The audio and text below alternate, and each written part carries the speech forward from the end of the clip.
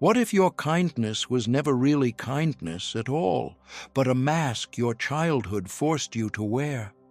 What if the empathy you're proud of was actually born from emotional survival, not from your true self? Carl Jung once suggested that behind our noblest traits often hides our deepest wound. For many empaths, that wound is invisible. It's not about trauma that screams, but silence that shapes. You weren't allowed to be angry. You weren't allowed to take up space. You weren't allowed to say no. So you became what others needed, so much so that you forgot what you needed yourself. Empathy, in this light, isn't just a virtue. It's a defense, a reflex you developed in response to chaos, unpredictability, or subtle emotional neglect. You learned to scan the emotional temperature of every room. You knew how to make others feel better, even if it cost you your truth. And the world applauded it. They called you kind, selfless, and good. But deep down, something in you remained unseen. You never asked, who would I be if I didn't have to protect everyone else? Jung teaches that the self we present to the world is often a mask, a persona we create to cope with and survive. But the cost of this mask is our wholeness. And for the empath, that mask is made of light, but forged in pain. This isn't to shame your empathy, it's to liberate it. Because the truth is, real compassion cannot exist without wholeness. And wholeness begins with one quiet revolution, reclaiming the parts of you that were never allowed to exist. This is the journey back to your authentic self, not by denying your empathy, but by finally understanding its origins and who you could become if it no longer had to protect you.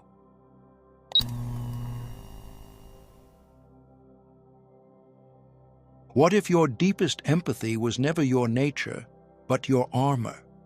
Imagine a child growing up in a home where silence wasn't peace, but rather tension, where the sound of a door slamming meant someone's emotions were about to spill out, and it was your job to clean them up. Not because anyone told you to, but because no one else would. In those quiet, confusing years, many sensitive souls learn to scan the emotional weather of a room the way others check the sky for rain. But instead of grabbing an umbrella, you offer yourself. This is where empathy is born, not always from love, but from chaos. Carl Jung referred to this as premature ego adaptation, a psychological shortcut the developing mind takes when it senses that safety depends on becoming what others need. The child doesn't just lose their voice, they learn to mute it before it even speaks. It is not a conscious decision, but a survival instinct. When your parents' moods dictated the atmosphere, or when your pain was ignored but your helpfulness was praised, you didn't become kind. You became invisible in order to be accepted. It is easy to romanticize the empath as a gentle healer. But for many, empathy was not a calling, it was a reaction. You may have grown up walking on eggshells, apologizing for things you didn't do, and calming adults who should have been the ones to calm you. You felt the anger in the room and made yourself smaller. You heard the unspoken pain in others and offered comfort, even while your own heart ached in silence. Over time, your nervous system wired itself to others' emotions as a means of protection. You learned to listen so well to others that you forgot how to hear yourself. And this false peace follows you into adulthood. You find yourself in friendships where you give too much, relationships where your needs feel like burdens, workplaces where you carry emotional weight that no one acknowledges. You sense the suffering around you, and without even thinking, you rush to fix it, often at the cost of your own energy, clarity, or sanity. But here's the paradox. The more you abandon yourself to help others, the more invisible you become. And eventually, even you can't find yourself anymore. Jung reminds us that what is not brought to consciousness returns as fate. The child who silenced themselves to survive becomes the adult who cannot speak their truth. And yet, there is healing in this awareness. You were not wrong for adapting, but you are no longer a child. The threat has passed, but the pattern remains, like an old ghost whispering, "You're only lovable if you're useful." So, what happens when you no longer comply? When you dare to disappoint? When you choose discomfort over dishonesty? Slowly, the mask of the empath begins to crack, not to reveal weakness, but to uncover the self who never had permission to exist. The version of you that was never chaotic, just covered in other people's storms. What if your empathy could become a conscious choice, not an unconscious response? What if you could feel everything and still choose yourself? Healing is not the death of your empathy. It is the rebirth of your boundaries. And maybe, just maybe, the chaos that once formed you is not your identity. It's your initiation. So tell me, what part of you is still living for their approval? And what part of you is finally ready to be seen?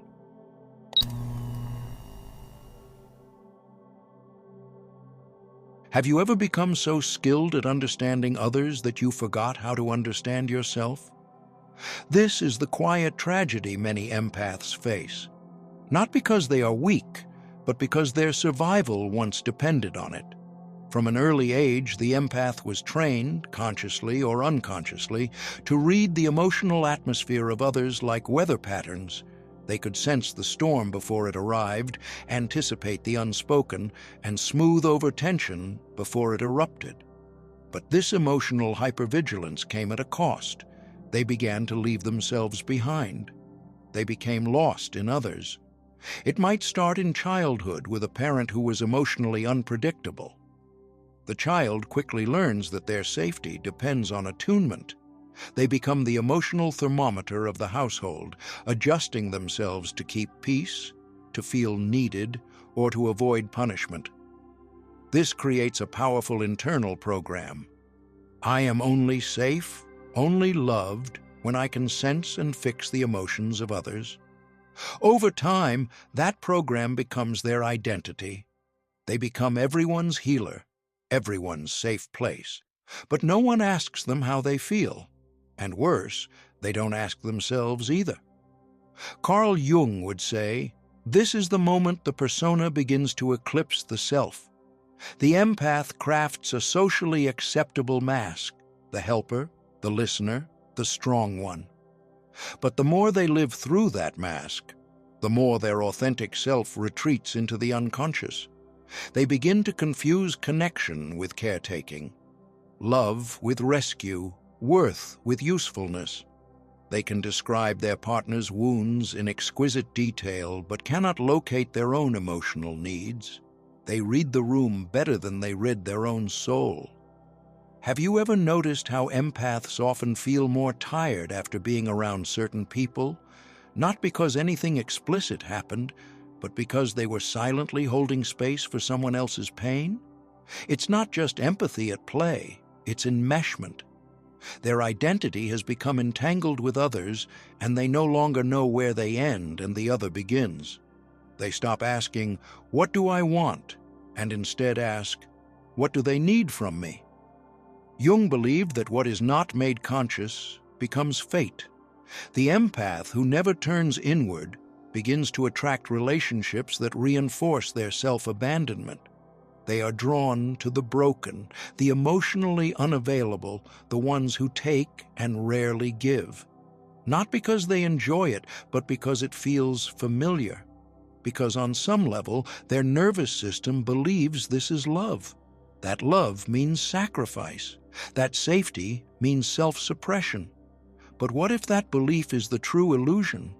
What if healing begins not with fixing others, but with reclaiming yourself? What if the deepest service you can offer the world is not your self-sacrifice, but your wholeness? Jung's path of individuation invites the empath back home. It calls them to explore the parts of themselves they've neglected in the service of others, to Ask questions like, what are my needs? What is my truth? Who am I when no one needs saving? You were not born to be everyone's emotional anchor while drifting away from your own center. You were born to feel your own depths, to discover the voice beneath the noise, and to reconnect with the self that has been waiting, silently, patiently, for your return. So I ask you, when was the last time you truly listened, not to the world, but to your own soul?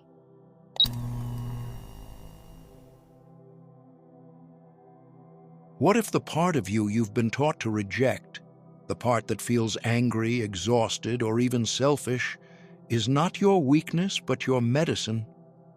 There comes a moment in every empath's journey when kindness begins to rot into silent suffering. You smile, you nod, you overextend, and inside, a quiet scream builds. But it's a scream you've been conditioned to silence. From a young age, many empaths were praised for being so mature, so understanding, so easygoing. But this praise came at a hidden cost: the repression of authentic needs, the burial of personal boundaries, and the denial of healthy anger. Over time, this internal censorship becomes a way of life. You begin to wear compassion like armor, but inside, your soul is starving. What if your exhaustion isn't from giving too much, but from giving from emptiness? Carl Jung called this repression of one's authentic impulses the formation of the shadow. It's not just the dark or immoral parts of us that get pushed into the unconscious. Often, it's our vitality, our truth, our sacred no. And, for empaths, the shadow tends to hold what society has labeled as forbidden: the need to take up space, to say no without explanation, to prioritize self over others. This is the forbidden self, the version of you that knows your worth but was taught to feel guilty for acting on it. In relationships, this repression creates a dangerous imbalance. The empath keeps giving, hoping love will be returned.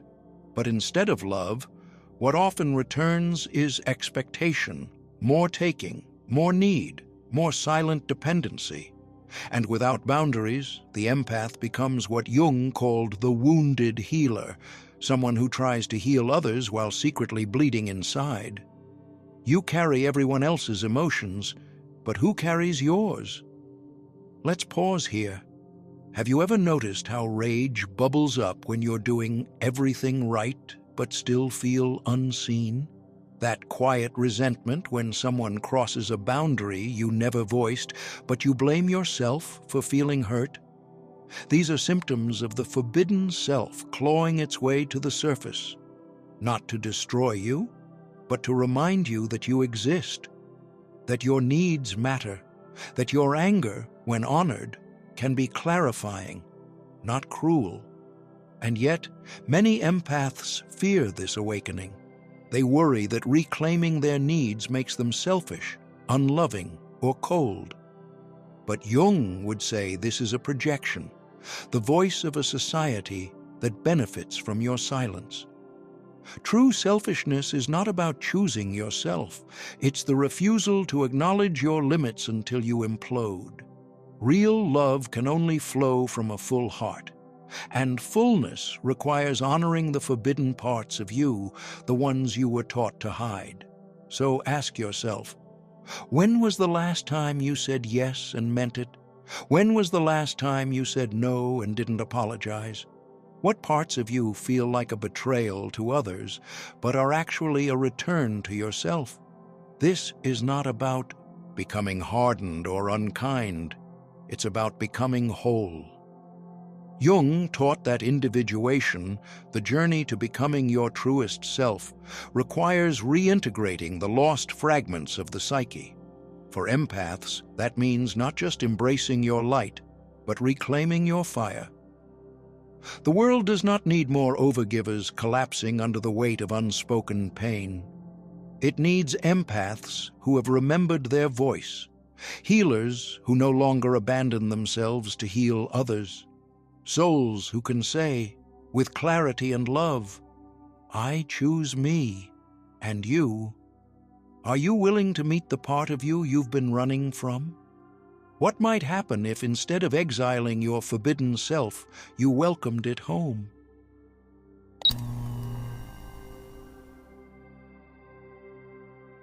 What happens when you've given so much of yourself that there's nothing left to give, not even to yourself? At first, you tell yourself you're just tired. Perhaps you need more sleep, a vacation, or some time to reflect. But soon, the fatigue seeps into your soul. You wake up each morning with a pit in your stomach and go to bed feeling like a hollow version of the person you once were.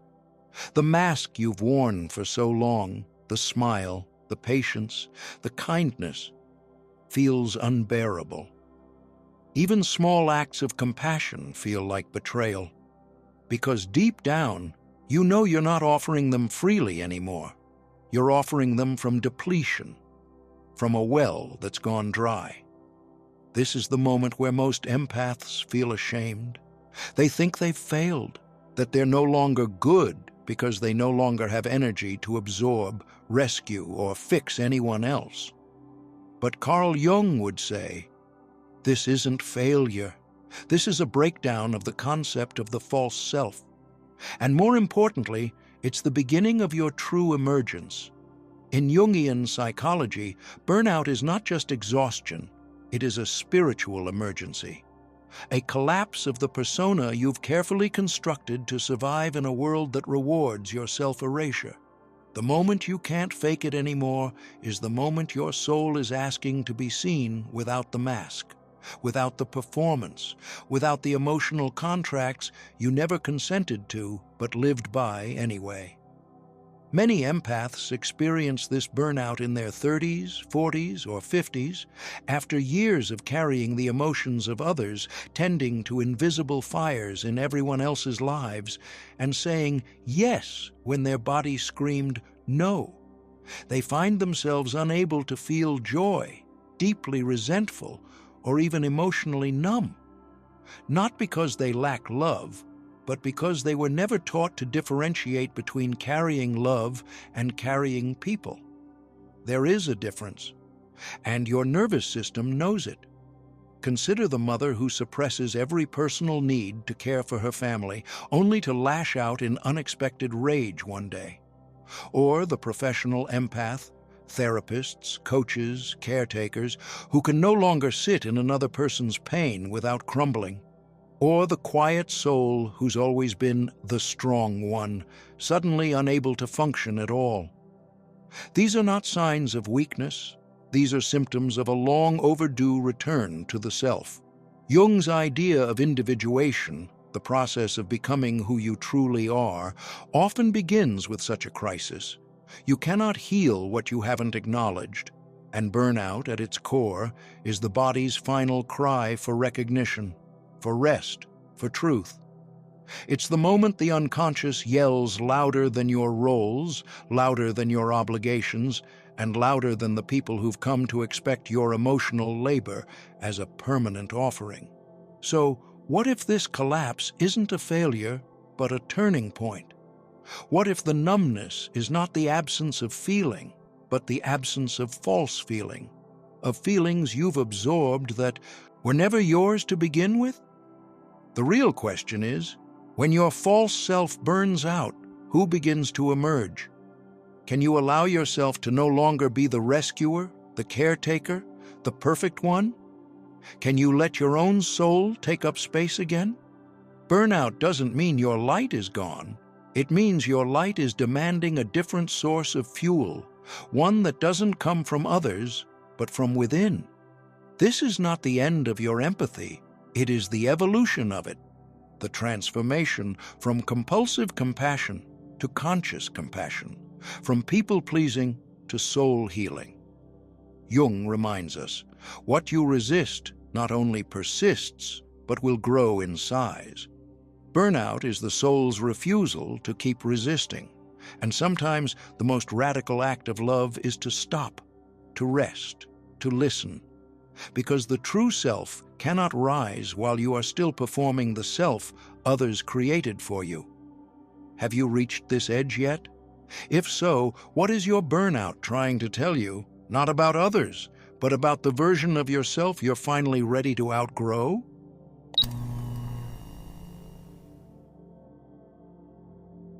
What if the word no was not a rejection, but a sacred doorway back to your true self? After burnout cracks the illusion of who you were taught to be, something quiet and powerful begins to rise. Not loud rebellion, not anger, but a soft inner clarity. You start to feel it in your body first. A tightening in your chest when someone crosses a line. A silent sigh when you say yes out of guilt. A sudden exhaustion after a conversation that once felt normal. These aren't just feelings, they're messages. They're your soul whispering, it's time to choose you. And that choice begins with a single act of defiance against the old pattern, the sacred no. Carl Jung taught that we are not born whole, we become whole. And one of the most essential steps in that becoming is differentiating the self from the collective. The empath's gift is sensitivity, but the empath's healing begins when that sensitivity is no longer used as a leash. The sacred no is not a wall. It is a boundary made of truth. It is the invisible line where you stop abandoning yourself in order to belong. At this stage of the journey, many people discover that saying no is not the loss of love, it is the birth of real connection. You no longer perform affection. You no longer overextend just to prove your worth. Instead, you begin offering your energy from a place of fullness, of presence, of choice. This is where selfishness transforms. The very word that once felt like shame becomes a key to liberation. Jung would call it ethical selfishness, the sacred duty to become who you are meant to be, even if it disappoints others. Because only from that space can you give without resentment. Only from that alignment can your empathy become a source of power. Look at the man who spent years being the emotional rock for his entire family, only to realize his body was collapsing under the weight. He starts taking daily walks alone. He turns off his phone after 8 p.m. He stops rescuing. And for the first time, he feels peace. Or the woman who always hosted the holidays, even when she was ill, who finally tells her grown children, "This year, I'm going to rest." At first, there's guilt, but then relief, then freedom. These are not small shifts. These are soul revolutions. The no is not a rejection of others. It is a retrieval of the self, a reclamation of energy that was leaking through the holes of people-pleasing. And with every boundary honored, your true energy begins to regenerate. Something beautiful happens here. Your life becomes quieter, but richer. Relationships may shift, some may fall away, but those that remain are rooted in truth, not performance. You start to feel safe in your own body again. You laugh differently. You rest without apology, and you realize that you are still kind, still loving, but now with discernment. Your empathy is no longer currency. It is your choice. The sacred no is not a punishment. It is a portal. It leads you out of emotional servitude and into authentic power, into the life that fits your soul, not your survival mask. So the question becomes, what are you still saying yes to out of fear, habit, or guilt? And what would shift if you gave yourself full permission to choose you, not once, but every single day? You don't lose your light by setting boundaries. You protect it. And that light, when held with intention, becomes a beacon for the life you were always meant to live.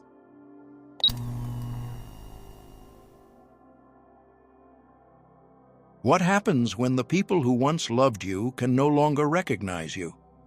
It begins subtly. You speak up instead of staying quiet. You pause before saying yes. You stop explaining your worth to those who only ever measure it by how much you give. And suddenly, silence follows. Not the comforting kind, but the kind that reveals withdrawal, distance, or rejection. This is the moment when many empaths falter, not because they're wrong, but because they've been conditioned to believe that love should never hurt others. But what if the very act of loving yourself wounds those who were only ever nourished by your self-neglect? Carl Jung called this the relational recalibration, a psychic restructuring that takes place when your evolving identity no longer matches the old relational contract. It's not betrayal, it's a transformation. As you step into your authentic self, those around you are forced to either evolve with you or fall away. This process is not vindictive, it is vibrational. Your frequency changes, and those no longer attuned will either distort, resist, or disappear. But the pain is real, because some of those people weren't enemies, they were family, partners, lifelong friends, and when they pull back, or worse, try to guilt you into shrinking again, it feels like abandonment layered in confusion. You ask yourself, why can't they accept this version of me? But here's the truth. Some people fell in love with your silence, not your voice, with your compliance, not your clarity, with your sacrifice, not your sovereignty. The moment you stop orbiting around their emotional gravity, they call you distant. The moment you place a boundary, they call you selfish. But it is in this rupture that you finally meet your real relationships, the ones that don't just survive your growth, but celebrate it. Let's take a life-affirming example. Imagine a woman named Elena who, after years of emotional labor in her marriage, begins to set small but firm boundaries. She no longer tolerates being the emotional caretaker while her needs go unmet. At first, her husband mocks her newfound strength. He's uncomfortable, defensive. But instead of retreating, Elena stays consistent, not to punish him, but to honor herself. Over time, he is forced to choose, evolve or lose her. He seeks therapy, he listens, and for the first time, they meet as equals. That is the power of relational recalibration. Not all relationships will survive, but the ones that do will be reborn in truth. So here's the question. Are you ready to lose the version of connection that required you to betray yourself?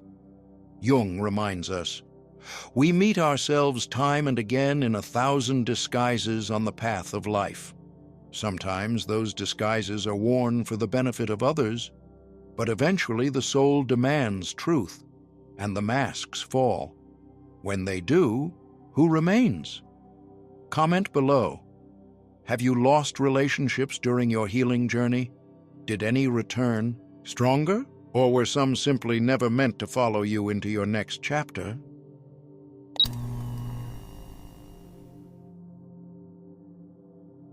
Have you ever realized that your deepest sensitivity was never truly about others? It was always about protecting yourself? From childhood, empathy became your shield. You learned to anticipate moods, read faces, and absorb pain as a way to stay safe. It was not simply kindness, it was a matter of survival. But survival is not the same as living. Jung reminds us that real transformation occurs when we stop using empathy as armor and begin using it as a conscious choice. No longer a reaction to chaos, but a conscious expression of your authentic self. This shift is profound. Imagine walking into a room and no longer scanning for danger, but instead feeling free to notice beauty. Imagine listening to someone's story, not because you are responsible for their healing, but because you genuinely want to connect with them. Your empathy is no longer a contract with pain. It becomes a gift you offer when your heart says yes. Jung called this individuation, the process of becoming whole, not by abandoning sensitivity, but by integrating it. You stop being the sponge of everyone's shadows and become the mirror of your own truth. This is not coldness, it is clarity. And from clarity, freedom is born. The freedom to feel without drowning, the freedom to give without depletion, the freedom to love without losing yourself. So here is the paradox. You were never too sensitive. Your sensitivity was waiting to be reclaimed, not as a wound, but as a superpower. Now you are finally enough for yourself. You carry your light not as a burden, but as a choice. And the world changes when you choose. Because an empath who is free is no longer a vessel of survival. They are a creator of life. If this touched something sacred inside you, don't let it fade into silence. Like this video, subscribe, and turn on notifications. Your presence here is not just support, it's resonance. And if you feel moved to give back, your donation becomes a quiet but powerful gesture that helps keep this light alive for others still walking in the dark.